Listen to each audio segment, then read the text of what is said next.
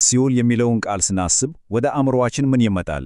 ምናልባት የሚንቀለቀል የእሳት ባህር ወይስ የዘላለም ስቃይ? እነዚህ ሁሉ ትክክል ሊሆኑ ይችላሉ። ግን በኢየሩሳሌም የሚገኝ እውነተኛ ሸለቆስ? ዛሬ የምናየው ይሄንን ነው። ሁላችንም የምናውቀው ይሄ አንድ ቃል እንዴት ከአንድ ተጨባጭ ስፍራና ከአንድ የአርኪኦሎጂ ትልቅ ግኝት ጋር እንደተቆራኘ አብረን እንመርመራለን። እንግዲህ ታሪካችን የሚጀምረው በአንድ ቃል ነው፣ ገሃነም። በሀገራችን ለሲኦል በስፋት የምንጠቀምበት ቃል ነው። ግን እስቲ ለአንድ አፍታ እናስብ። ይሄ ቃል የመንፈሳዊ ጽንሰ ሐሳብ ብቻ ባይሆንስ? ካርታ ላይ ልናመለክተው የምንችለው እውነተኛ ቦታ ቢሆንስ? ይሄ ነው እንግዲህ ዛሬ የምንፈታው እንቆቅልሽ። የዚህን ስም ፈለግ ተከትለን ወደ ኋላ ስንጓዝ ከ2500 ዓመታት በላይ ተደብቆ የቆየ አንድ አስገራሚ ምስጢር እናገኛለን። እሺ፣ የመጀመሪያውን ፍንጭ የምናገኘው ራሱ ቃል ውስጥ ነው። ገሃነም የሚለው ቃል በተለያዩ ቋንቋዎች ውስጥ ያደረገው ጉዞ ብቻውን አንድ አስገራሚ ታሪክ ይነግረናል።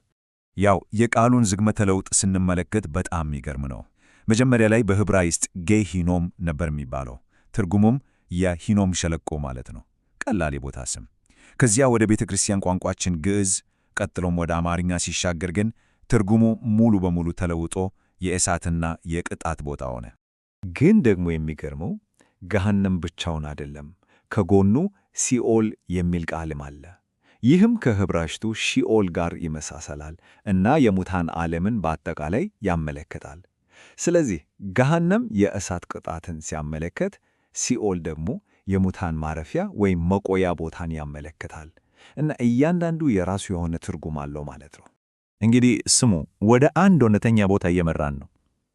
ስለዚህ እስቲ በአእምሮአችን ወደ ጥንታዊቷ ኢየሩሳሌም እንጓዝ። ከከተማይቱ በስተደቡብ ወዳለው ሸለቆ ስንወርድ ለምን እንዲህ ያለ ጨለማ ስም እንደተሰጠው መረዳት እንጀምራለን። እስቲ በዓይነ ሕሊናችን እንሳለው። ጥንታዊቷን ከተማ የከበበ ጥልቅና ጠባብ ገደል፣ ዛሬም ድረስ እዚያው የሚገኝ በአካል ሄደን ልንረግጠው የምንችለው ተጨባጭ ቦታ ነው። ነገር ግን የዚህም ቦታ ስም ያበጥነው ጂኦግራፊው አይደለም፣ ታሪኩ ነው። አስከፊ ታሪኩ። የመጽሐፍ ቅዱስ መዛግብት እንደሚሉት ይህ ሸለቆ አስደንጋጭ የአምልኮ ሥርዓቶች ይፈጸሙበት ነበር። ሕፃናት ሳይቀሩ መሥዋዕት ይደረጉበት ነበር። በኋላ ደግሞ የከተማው ቆሻሻ ማቃጠያ ሆነ። በቃ ከእሳት ከሞት እና ከቆሻሻ ጋር የነበረው ግንኙነት ለመጨረሻው የፍርድ ቦታ ፍጹም ምሳሌ እንዲሆን አደረገው። ታዲያ እንዴት ሆነና ነው ይሄ መሬት ላይ ያለ አስከፊ ታሪክ ያለው ሸለቆ ወደዚህ አይነት ውስብስብ እና የተደራጀ የሲኦል መንፈሳዊ ዓለም የተቀየረው? በተለይ በኢትዮጵያ ትውፊት ውስጥ ይሄ ምስል እንዴት እንደተሳለ አብረን እንመልከት። መልሱን ፍለጋ ስንሄድ የምናገኘው እንደ መጽሐፈ ሄኖክ ባሉ ጥንታዊ መጻሕፍት ውስጥ ነው።